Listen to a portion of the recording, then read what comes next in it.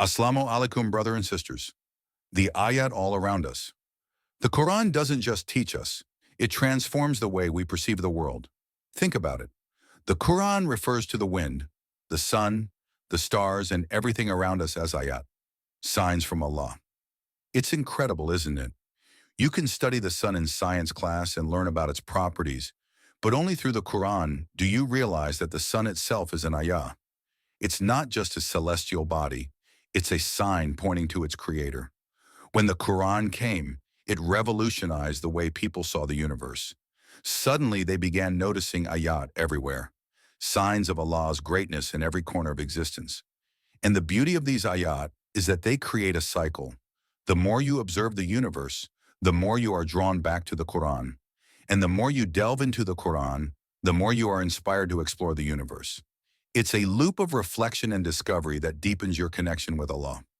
This concept of ayat is profound, and when the Prophet Muhammad, peace be upon him, recited them to his people, he wasn't just sharing words, he was reshaping their worldview.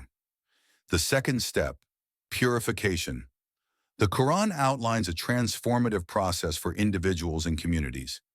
After presenting the ayat, it emphasizes purification. But what does purification mean in the Quranic context? The Arabic word zaki has multiple layers of meaning. It can refer to balance, growth, or purity. For instance, healthy soil that produces abundant crops is described as zaki. Similarly, a child who is growing and developing is also referred to with the same root. This growth isn't limited to physical development. It includes spiritual, intellectual, and emotional growth as well. When we think of purification, we often limit it to spiritual cleansing. But the Quranic concept is much broader. Purification is about nurturing, developing, and refining every aspect of a person's being. Spiritual growth and cleansing. Purification starts with the heart. The Prophet Muhammad, peace be upon him, and the Quran purified the hearts of people who were immersed in polytheism, idolatry, and sinful practices. They were taught to recognize the harm their actions caused to their souls and to turn back to Allah in sincere repentance. However, this process of purification is not instantaneous.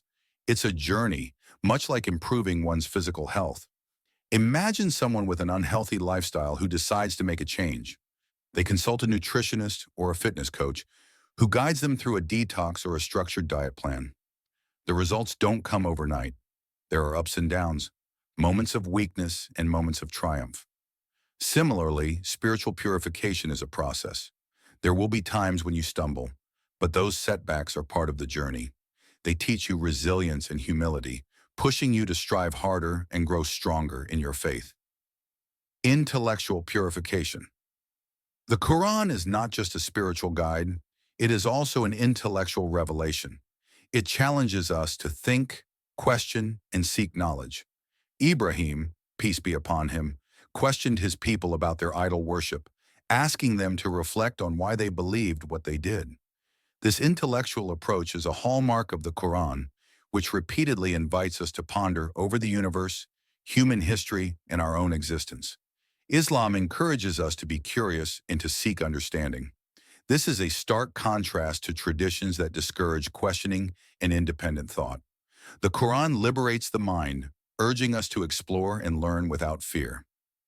Emotional cleansing. One of the most beautiful aspects of the Quran is its ability to cleanse our emotions. It teaches us how to let go of unnecessary guilt, resolve conflicts, and heal emotional wounds. For example, in pre-Islamic Arab culture, a man might angrily declare his wife to be like his mother, severing their marital relationship. The Quran addressed this unjust practice head-on, invalidating such statements and restoring dignity to women. The Quran also emphasizes balance in relationships. It teaches that while parents have rights, children also have rights. This mutual responsibility creates harmony and prevents the abuse of authority. The Quran frees us from cultural burdens that have no basis in Islam, allowing us to focus on what truly matters. Physical purification. Purity in Islam extends to our physical bodies and surroundings. We are taught to eat halal and wholesome food, maintain cleanliness, and ensure our physical relationships are pure.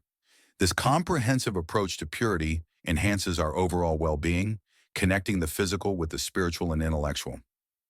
Liberation from emotional baggage. One of the most liberating teachings of the Quran is that Allah's forgiveness is not contingent on human approval.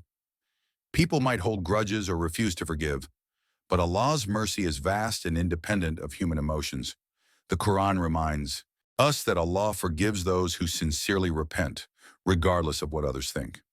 This liberation from emotional baggage is transformative. It allows us to move forward, focusing on personal growth rather than being weighed down by guilt or resentment. Recognizing Allah's signs in everyday life. Let's dive deeper into the ayat.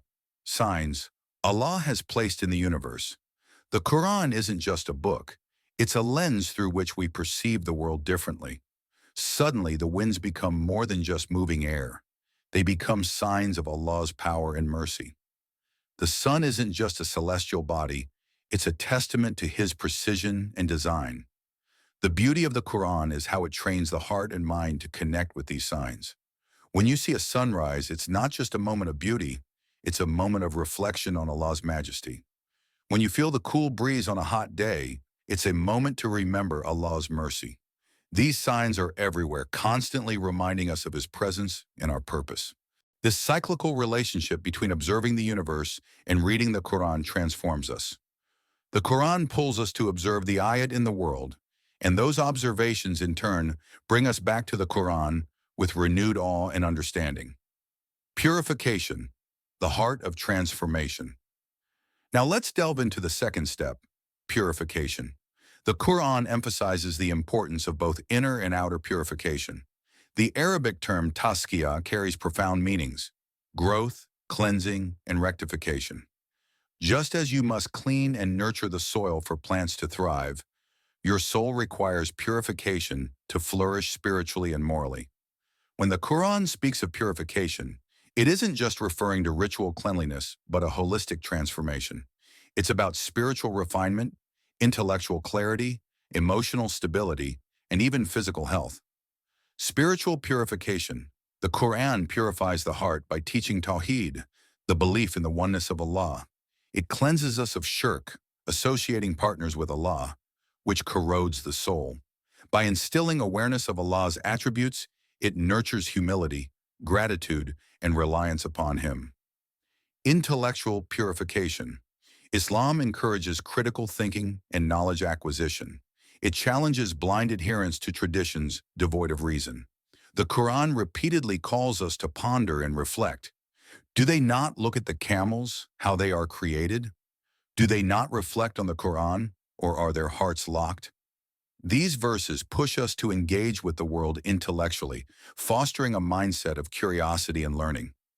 Emotional purification. Emotional baggage, resentment, jealousy, guilt can weigh heavily on the soul. The Quran addresses these emotions directly, teaching forgiveness, contentment, and trust in Allah's decree. One powerful example is how Allah liberates us from carrying unnecessary guilt. If you've wronged someone and sincerely sought their forgiveness and Allah's forgiveness, you don't have to live in perpetual guilt. This emotional cleansing is a gift from Allah, allowing us to move forward with renewed purpose. Physical purification. Islam's emphasis on cleanliness through wudu, ablution, halal consumption, and hygiene is integral to spiritual and physical well-being. Even acts as simple as eating wholesome, halal food and maintaining a clean environment are acts of worship when done with the right intention. Breaking free from cultural misconceptions. The Quran doesn't just cleanse individuals, it purifies societies by challenging harmful cultural practices. In pre-Islamic Arabia, unjust traditions like female infanticide, usury, and tribalism were rampant. The Quran eradicated these evils, replacing them with values of justice, equity, and compassion. However, remnants of cultural baggage can still linger in our lives today. Sometimes cultural practices masquerade as religious obligations, burdening us with unnecessary guilt or restrictions. The Quran liberates us by distinguishing between divine commands and societal expectations. A final reminder: Allah's mercy knows no bounds. One of the most beautiful aspects of our faith is Allah's infinite mercy. No matter how far you've strayed, how many mistakes you've made, or how heavy your heart feels with guilt, Allah's door is always open. His forgiveness is vast, encompassing sins you thought were unforgivable. Prophet Muhammad taught us that sincere repentance erases sins as if they never occurred. The Quran reassures us, "Say, O my servants who have transgressed against themselves, do not despair of the mercy of Allah. Indeed, Allah forgives all sins." This verse isn't just comforting, it's transformative. It inspires hope and drives us to seek Allah's mercy actively. So escape the endless scroll and let the Quran and authentic Islamic knowledge guide you. Subscribe now and begin your journey of transformation.